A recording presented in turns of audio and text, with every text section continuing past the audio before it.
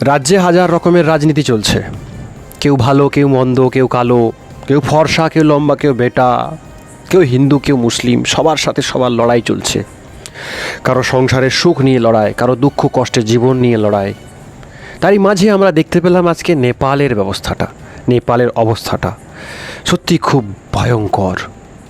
তাই মানুষ, আপনাদেরকে আমি আমার তরফ থেকে ছোট্ট করে একটা রিকোয়েস্ট করব যে এই যে লড়াই বেঁচে থাকবো যে লড়াই, এই লড়াইটাকে আমরা লড়বো, তবে একটু মিষ্টির সাথে সুন্দরভাবে। কিসের জন্য একে অপরের চুল ছেঁড়াছেঁড়ি করব? কিসের জন্য ও ছোট আমি বড় দেখাবো? আমরা সবাই মানুষ।